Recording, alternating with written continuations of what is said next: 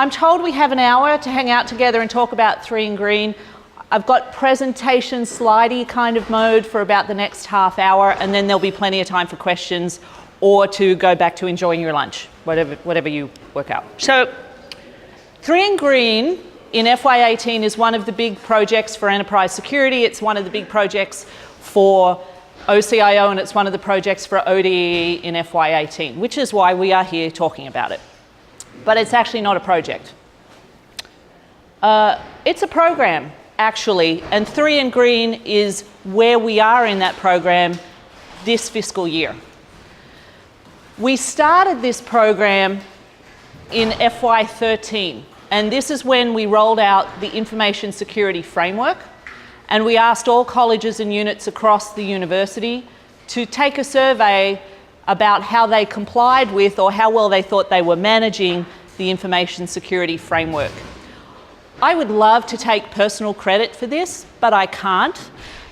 Gary and Matt and Jim and the rest of the security team put all of this together, got about 250 subject matter experts from across the university to come and work on what would make sense for Ohio State and to move this forward. I've just had the joy of standing in front of the board and telling them what all the good work you've been doing has been. So let me not go any further without giving credit where credit is due. And I will tell you that a number of other universities across North America, and even, God help them, in Australia, have adopted some of what we are doing here at Ohio State. We are industry leading, as we always are with the projects that we do here in OCIO and ODE. Okay? But we are on a journey.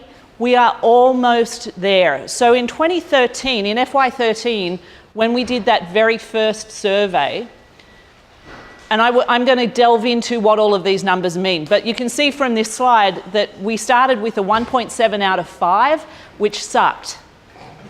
It was a great message to take to the board my first year here at the university, but this is where we started. And so the ask of the university was to tell us how long it would take for them to get to good enough. Also an interesting sort of motto, right? Yay, we're good enough. Anyway. This is what we wanted, because this is a pragmatic thing, right? And what the university told us is it would take about 5 years to go from where we were to where we felt like we were managing cyber risk in an appropriate way. And here we are 5 years later, clock's ticking, we still got some work to do. So that's why this year, this is a big project. Just like the first year we rolled this out, it was a big project. Now we're bookending the work of this first phase, because it doesn't end, by the way, after FY18. We're bookending the first phase of rolling out a framework to the university. All good? Clear as mud? Okay. One of the questions as I go and talk to deans and VPs and so forth is, why do we care in the first place? And this was, the words that you see on this slide was something that Mike presented to the Council of Deans last year. One is because we do care. I'm telling you, you care. Can I be clear about that? We all care about security. And it's our job. Because if we're doing security right, it's not just that our information is secure, our systems work better, we're more efficient. This fits into lean IT, this fits into the information technology strategy that the university is putting forward. It fits into doing really excellent work in classrooms. It's about sharing our knowledge with the world in an appropriate way. It's supporting research. It's our job, which is why we do it. And lastly, we have to do it. Regulators require that we do it. If the systems that we manage have regulated data in it, we can't not do this. And there isn't a system in OCIO and ODE that does not have some level of regulated data. Therefore, we must do it. So we do it because we care about it, we do it because it's the right thing, and we do it because we have to. In that order. Okay? You're allowed to shout out questions, by the way, as we go. So one of the things that happens behind the scenes that a lot of people don't necessarily think about is that this isn't something that's run by me or my team. This actually has a governance element to it that goes all the way up to the Board of Trustees. So what you see here is just a sort of an org chart of governance around information security. And I know it is a bit of an eye chart. Right in the middle, we've got the Information Security Advisory Board.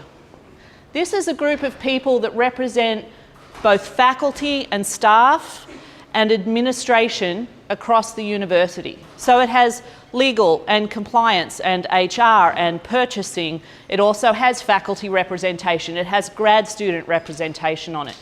This is not a group that simply sets the rules. This is an advisory group that work in partnership with the enterprise security team to make sure that the framework we're putting forward and all the regulations that go into the framework are appropriate and pragmatic and useful. Okay? Below the Information Security Advisory Board, we do stand up working groups based on need. So there's been a standing working group for a long time where we do assessments of systems, and the results of those assessments get discussed by that working group. And this is where, if you've ever had to, how many of you have gone through a security assessment here, or have had one of your systems go through a security assessment, right? So it's not just, does Gary like your tool, or does Helen think what you're doing is okay? This group of people work together to say, is the risk that you are taking by introducing this system to our environment acceptable to the university? Okay, so that's one group. It's a standing group and it goes on. This year we also have stood up two more. One is research security, or the security of research. This group, as you can imagine, has mostly researchers on it. And this group is starting to think about, how do we improve the security of research? How do we help researchers understand their obligations related to security? So that group is going on. They're going to be focusing a lot on training and awareness of researchers and how do we fit into the life cycle of research security things. And then the other group is the Research Security Standards Technology Group. And this is really about designing research enclaves and research technology that is secure according to the requirements of whatever the research contracts are. I'm way oversimplifying. I'm sure Gary will be quite happy to do a lunch and learn about one of those topics later on, right? So we've got working groups. But everything that we do, every release of the security framework that goes out, goes up through the Security Advisory Board for comment. The Security Advisory Board partners with CODELIT. Does anyone need a quick primer on CODELIT? Does anyone want to yell out what CODELIT stands for? Council on Distance Ed and Library. Thank you. Right. So information security, as far as the university is concerned, is still considered part of the information technology governance structure. And so we partner with CODELIT. We report up through the University Risk Management Committee. So if you didn't know, the university has a risk management committee. This is made up of SVPs across the university. And the University Risk Management Committee has created an enterprise risk management framework. There are tons of risks evaluated in that framework. Title IX, NCAA risk, research risk, occupational health and safety risk, terrorism risk, you get the idea, right? Information security is still the #1 risk of the whole university. So this risk committee wants to know what we're doing and how we're doing it. So we report up to them, and from there, we report up to the Audit and Risk Committee of the Board of Trustees. And the Board of Trustees, incidentally, said, good, like the framework, good job, go faster. And that was 5 years ago. They grumbled and they shook in their seats and said, 5 years? Really, 5 years? Yes, 5 years to get to good enough. Go faster. That was the message. But this is the governance structure of information security. We all good? Okay. So how do we structure it? This is structured like a lot of policy-related things at the university, if it's done right. So at the top, we've got the IT security policy. You can go look it up on the policy portal. Did you know that there is a policy portal for the university? Who knew? Every policy for the university, there's 240 something of them, are in the policy portal, and this is one. The IT security policy says basically this. It's like 1 page long, 2 pages long, and it says, we'll manage security through the Office of the CIO and the Chief Information Security Officer, governed by the Board of Trustees. That's pretty much it. That's a policy. Because what is a policy? A policy just reflects the values of the university, right? And since we all care about security, we have a policy that says that. Go figure, it's rocket science. Underneath the security policy, we've got the information security standard that says this is how we are going to manage it, okay? At a sort of a 30,000-foot view. These are the things that are included. These are the things that are not included. So for example, right now, Internet of Things aren't actually explicitly included in the framework.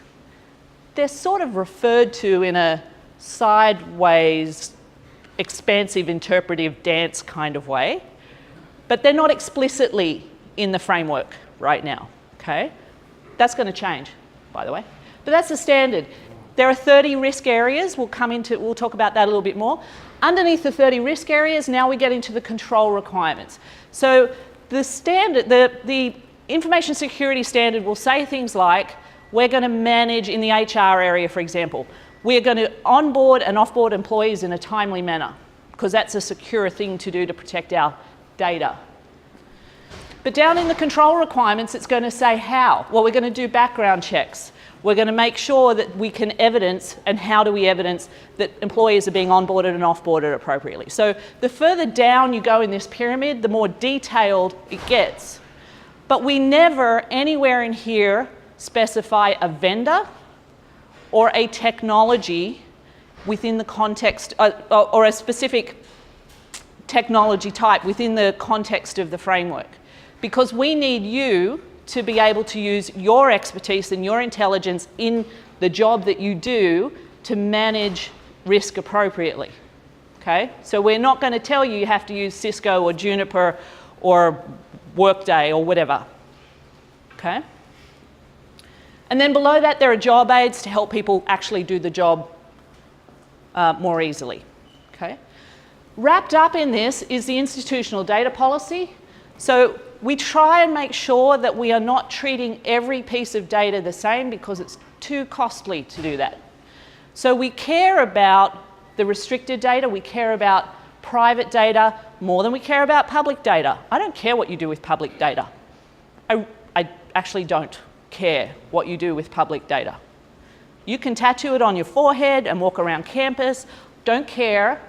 But if it's HIPAA data, I care, right? So we think about data policy, and it's all wrapped up together in a framework. So this is how it all fits together. Does this make sense? You never thought you'd be spending your Monday talking about policy, did you? And here you are. So how then do we handle this program? There are 3 phases to it. You assess where you are, you implement improvements, and you verify that the things you've done are actually working. That's it. Straightforward, right? We use the survey in October to do the assessment piece. We ask all units then to come up with a strategy of how they're going to implement improvements over the next 12 months. And the verification will come when we start to use the information self-assessment, or when you do incremental things like systems assessments, those kinds of things. Right? So this is how we do it. All right, so let's go a little bit deeper, because I know this is like exactly where you want to be. 30 risk areas. Some things to note about these risk areas. Like I said, they don't cover everything. IoT's not here as its own risk area. Personal devices aren't here as its own risk area. What else is not here? SCADA and ICS systems, not here as its own risk area. But we've got some of them that are management risks and some of them that are technology risks. So one of the things that that deans and VPs and others, and hopefully you, have had to wrap your head around, is that we can do a whole bunch of IT stuff and still not manage risk appropriately.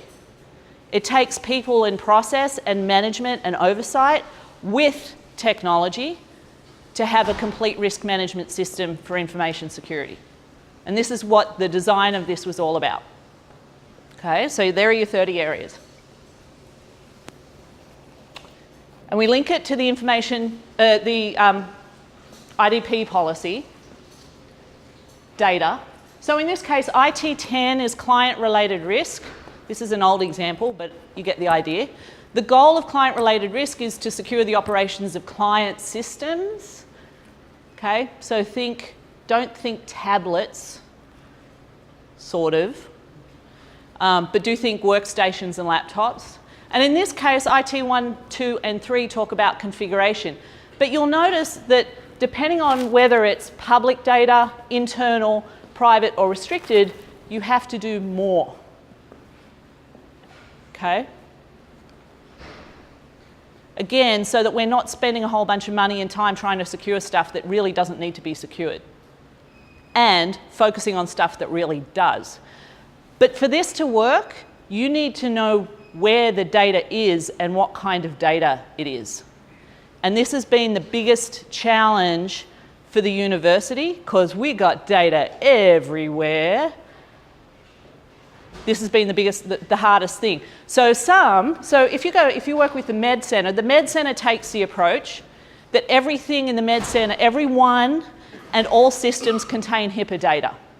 Because it's probably, frankly, cheaper for them to go, instead of having to assess everything and trying to work out where the data is, we'll just assume it's all restricted and we'll protect it to that level. It's a sort of expensive strategy, maybe, but that's one way of doing it. We on the campus side of things haven't decided to do it that way, but it does mean we need to take that effort to say, what kind of data is it? So if you've gone through a security assessment of a system, the first question the team will ask you is, what kind of data are you planning to use? And that's why doing an assessment 3 years ago is not really relevant now if you've changed your business process around that system and changed the kind of data that's in the system. Okay? So don't think of assessments, by the way, as one and done. You get to go back and do it again. It's great. So, frameworks linked to data. So where does the 3 come from then? We based the ratings on a CMM model, a capability maturity model, and we sort of modified it for OSU just a little bit. So 0 means we're doing nothing. We don't think about this particular risk area. We don't care about this risk area, or we didn't know about this risk area. We're doing nothing. This is 0. 5 is like you've hit nirvana. Rainbows and unicorns and all of that kind of stuff. Automated, self-fixing, artificially intelligent. It's, I don't know, Alexa or something. Optimized control. This is a really expensive and probably not great target to hit. 0 is not a great target to hit. We want our risk to be managed appropriately. And appropriately is always going to depend on the organisation you're a part of. So the target then for most of these areas is somewhere between a 3 and a 4. So when we talk 3 in green in 18, this is what we're talking about. We're managing a risk area to an appropriate level. Okay? So what's the appropriate level? Depending on the risk level of the area, because some areas are riskier than others, so we've called them critical, high or medium risk, P1, P2 or P3 risk areas. There are certain scores that are more acceptable than others. So if it's a critical risk area like disaster recovery, for example, or disaster risk, it's not okay to be a 3. You're managing it okay, but not great. You need to be a 4. Okay? But purchasing risk, which is, help me out here, P2 risk, P3 risk, if it's about purchasing, you can manage it to a 2, which is still managing it to an appropriate level of risk, right? So we talk about 3 in terms of the mathematical scores, because you know we've got people here at the university who care about math. And green to indicate you're managing the kind of risk we're talking about to an appropriate level, and it's nice and coloured because we've got people who care about colour. So that's where the 3 in green came from. And this is what we're asking everybody to get to. So at a university level, what we're saying is if it's a critical risk, you've got to be managing it really well. It means you can't just look at it one time a year and go, oh yeah, it looks great. It's got to be part of your day-to-day, month-to-month operational activity, that you as managers of your risk areas are taking the time to look at that particular thing and making sure it stays working. And yes, you will automate it as much as you possibly can. Okay? Make sense? 3 in green? Okay. When units do their survey in October, I'll come back, they get a scorecard. It was sort of an interesting management decision. Do we name and shame all the units across campus? Do we put their scores up on a billboard somewhere? Or not? Well, we chose to actually take a middle path with this scorecard, because one, this is confidential information. So no, we're not going to put it on a billboard somewhere, because we don't want people to know where we're weak in security, because then we get targeted. So if you wonder why security gets all twitchy about the kind of data they're talking about, it's not because they're so intelligent that they can know it and you're not, and you can't. It's that we don't want our strengths and weaknesses to be widely known, okay? But what we do say is, okay, College of Basket Weaving, your score is a 1.9. Compared to other academic colleges who are a 1.7, you're doing a little bit better. Compared to the university overall, which is a 1.7, you're doing a little bit better. For the units that were a 0.7 or a 0.8, they see that they're not doing as well as other units, but they're not getting named and shamed for it, okay? And then we give them their individual scores and comments as to why their scores aren't yet green, okay? So these were the scorecards that units got at the end of the first survey in 13, and they've got these same scorecards for the last 4 or 5 years. And the good news is the scores are going up, so that's good. But we have had a couple of units who've already said, we're not probably going to make 3 in green by 18. They've had changes of deans, they've had mergers and acquisitions, whatever's going on, right? And that's okay. But they know it's transparent to leadership, it's transparent to them, and it's managed appropriately, okay? So this is what they get. So what does it mean for us? So we're predicting we're going to meet it. But here's the thing, the scores we give depend on the data we hold. The best way to get rid of the risk is to not have the data in the first place. So if you're doing something where you're holding social security numbers or birth dates or medical records and you don't need to be, you can get your score from a 2 to 3 without doing anything else other than getting rid of the data in a secure way, right?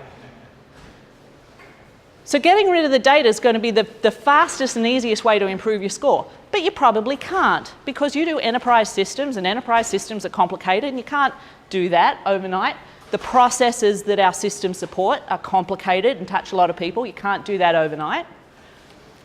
But if we start taking on higher level data, your scores can also go backwards. So as we think about taking on MITS customers or different kinds of labs for classroom support or those kinds of things, without changing the way we manage our risk, our scores could go down. So keep those things in mind. This is one of the things that makes security and me really twitchy. When you say, hey, we've got this new thing, what kind of data do you have? Can we support this? If HIPAA data logs have to be kept for 5 years and we're only keeping our logs for a year, can we afford to keep our logs for 5 years and say that we're HIPAA compliant? If not, our scores are going to go down, right? So keep that in mind. All things being equal, we are on the path to 3 and green. You take on a new MITS customer or the regulations change around us, and that could change. The board is fully aware of that, which is good, but you need to be mindful of that too as you make decisions about what systems and services you're going to offer the university. Okay? So, how can you help? ODEE, Enterprise Security, and OCIO each have a strategy. Those strategies are very similar because we share common things like our HR partners and our finance partners and so forth, but we all do very different things. So it is not the same strategy for everyone. Know what your strategy is, know what your part of that strategy is. We, though, not only do we have to get ourselves 3 and green, we offer services that will get our customers to 3 and green. So if we're managing data centers, everybody who's using the data center is looking for us to manage the physical security controls of those data centers. If we're not, then they're not 3 and green either. They're dependent on us. If we're doing server support, if we're doing classroom support, if our learning management system spits out FERPA data and puts it on their file share, and we're allowing that, we're affecting their score. Okay? So when you're thinking 3 and green, don't just think 3 and green for us, you've got to think 3 and green for everyone. Okay? Do we have any liaisons in the room? The enterprise security liaison is in the room. So, know who your liaisons are, and when they come and say to you, why are you doing something that way? Don't say to them, you're not my boss, right? They have a responsibility to help your entire organization be more secure. So partner with them to make that happen. Their role is not to make their part of your organization secure, it's to make your entire organization secure. And don't wait. Know that strategy, start working on that strategy now. It would be a really great thing to put in your goals for this year, just saying, right? Because if you don't start now, you won't hit that target. We won't hit that target. And so far, we're telling Mike we're going to be hitting our target. Okay? So I think that's pretty much it. Questions? Go, Becky. I'll step in and have a question here. Is it a great offering that we have with our securing the human training for meeting the IT 16? Yeah, absolutely. So if you have not yet taken your Securing the Human training, please do. It will help us all to get to 3 and green. Also, IDP training. IDP training. And if we do take on MITS customers that hold HIPAA data, you will be asked to also do HIPAA training. Do not overlook the training requirements associated here. Each of those trainings takes about an hour, by the way. Other questions? Okay, then thank you. And if you have any questions, you can come see me or Gary or Matt. All right, thanks everybody.